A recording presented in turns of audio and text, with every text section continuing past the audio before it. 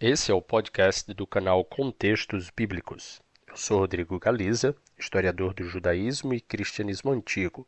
Por anos eu fui editor de resenhas críticas no periódico acadêmico Andrews University Seminary Studies e aqui, nessa seção do meu podcast, eu resumo para você pesquisas sobre assuntos relacionados à Bíblia.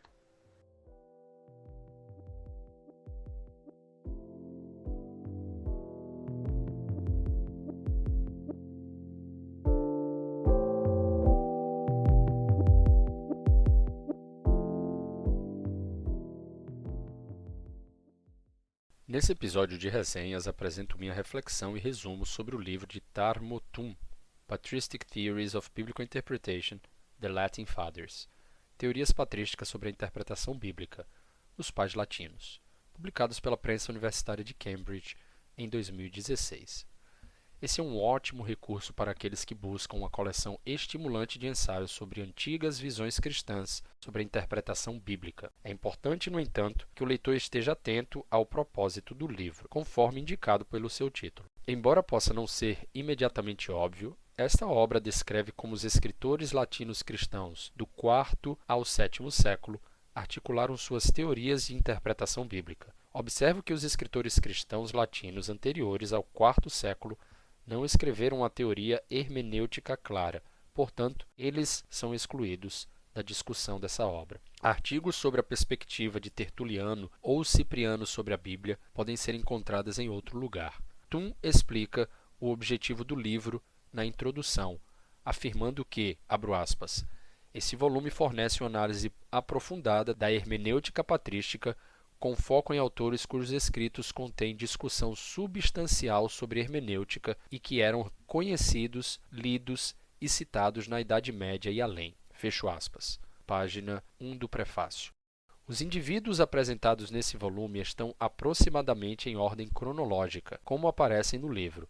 Ticônios, São Jerônimo, Santo Agostinho de Hipona, São João Cassiano, Junilos Africanos, Flávio Casiodoro, Gregório o Grande e Isidório de Servilha. Isidório de Servilha, que normalmente não é o assunto de discussão quando se trata de estudos patrísticos, está incluído na tentativa de expor teorias sobre interpretação bíblica que influenciaram o cristianismo medieval.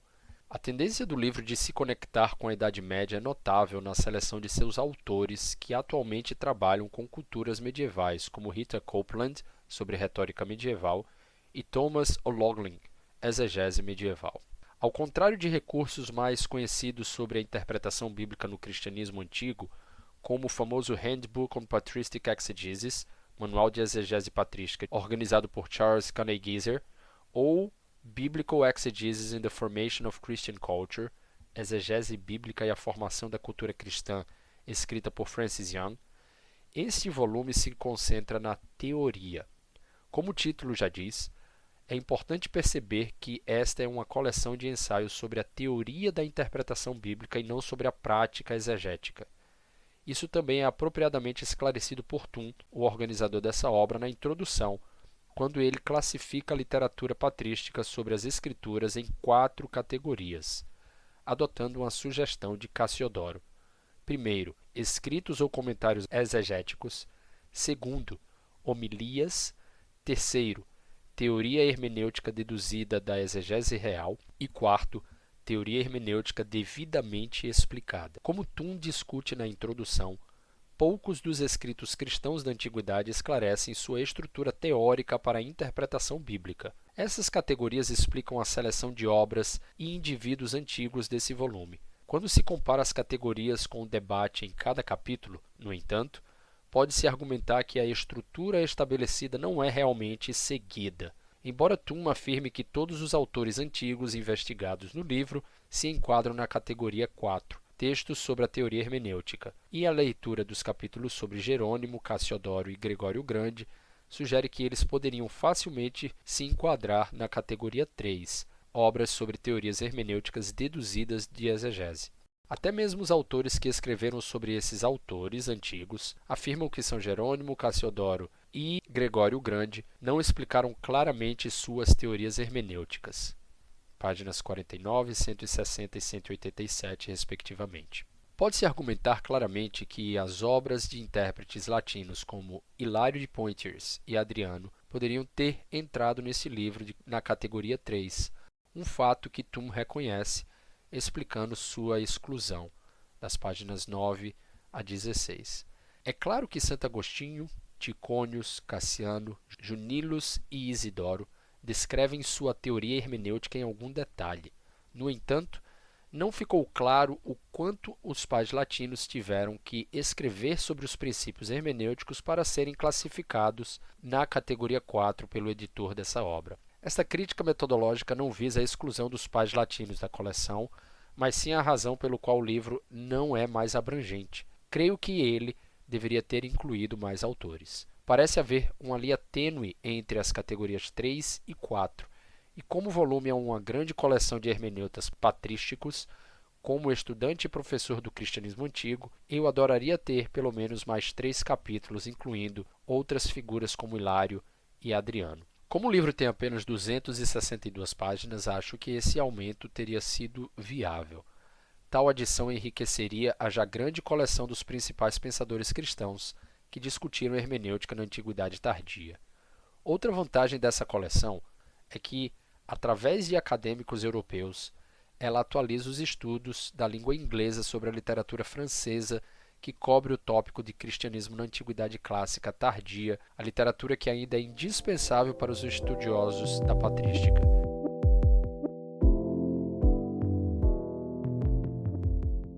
Refletindo sobre o livro na perspectiva da história das ideias, eu consegui identificar pelo menos 5 temas proeminentes que são encontrados em quase todos os capítulos. Primeiro, que a escritura é obscura e precisa de interpretação. Como Ticônius coloca em seu prólogo para o seu livro de regras, Deus falou de, abre aspas, tesouros das trevas e riquezas secretas, citando Isaías 45:3, que ele identificou como escritura. É o papel do intérprete cristão entender a mensagem oculta da palavra de Deus, portanto, a necessidade de princípios hermenêuticos. Segundo ponto, que a palavra de Deus está sempre presente.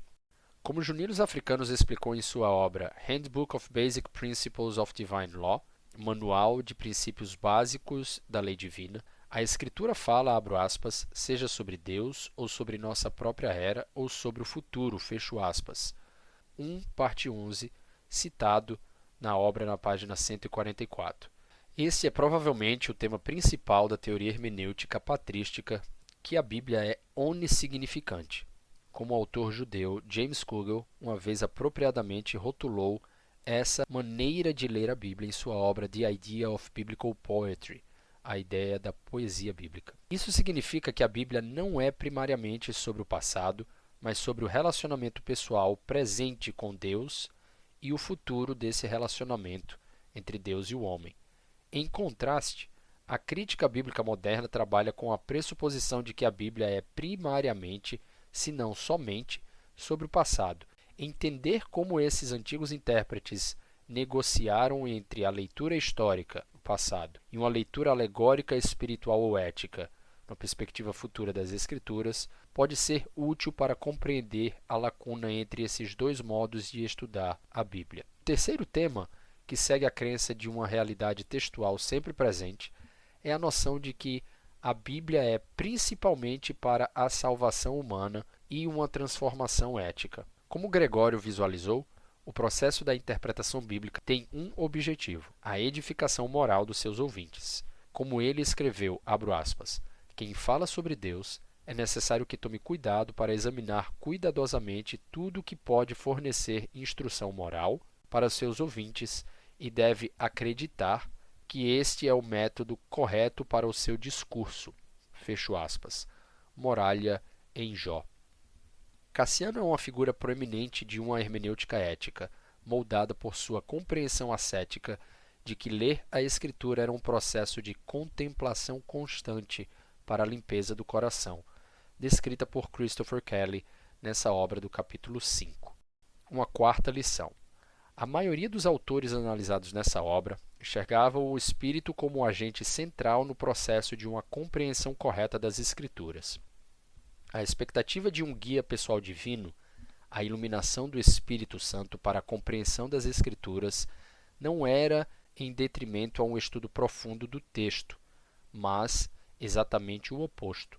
Santo Agostinho, em sua elaboração homilética do Salmo 118, por exemplo, refletindo sobre a passagem de Lucas 24:45, ensinou que os humanos, abro aspas, não podem fazer o que o Senhor fez, pois o Evangelho nos diz: então ele abriu suas mentes para entender as Escrituras.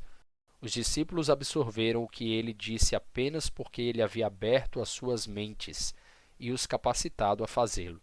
Fecho aspas.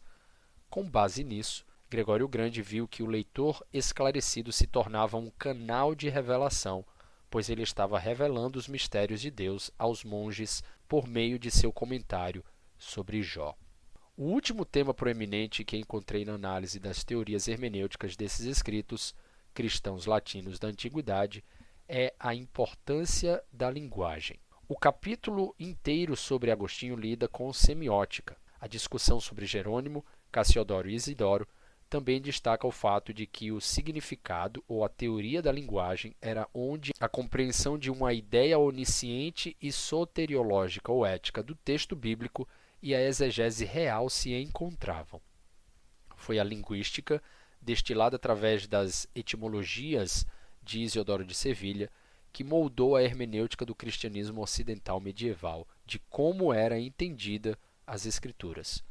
Embora muitos autores antigos tenham explicado sua visão da linguagem em um modelo de 3 partes, acho que Thomas O'Loughlin está certo em seu capítulo sobre Isidoro, que na prática o que realmente encontramos nessas teorias cristãs das Escrituras é um sistema duplo de análise linguística. O que estava em jogo aqui era como conciliar uma leitura presente, ou alegórica, moral e espiritual, de um texto antigo, uma leitura mais histórica. O capítulo sobre junilos africanos, que traz novas reflexões sobre a escola de Nisibis do Oriente e a hermenêutica de Teodoro, mostra que essa preocupação entre o passado e o presente na compreensão das Escrituras Sagradas transcendeu a descrição tradicional que divide a hermenêutica cristã entre a escola de Antioquia e Alexandria, ou entre o leste e o oeste.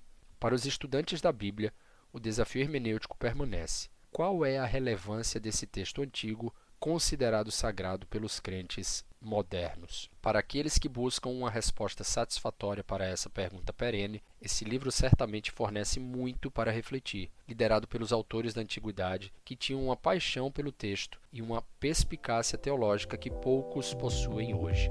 Por isso e por outros motivos, recomendo a leitura de Patristic Theories of Biblical Interpretation. Se você quiser ler o original em inglês dessa resenha, acesse o link na descrição desse podcast ou procure no site do Andrews University Seminary Studies. Se quiser aprender mais sobre esse e outros assuntos, inscreva-se no canal Contextos Bíblicos. Me acompanhe no Instagram, compartilhe o conteúdo e se tiver alguma dúvida, escreva nos comentários. Até a próxima resenha.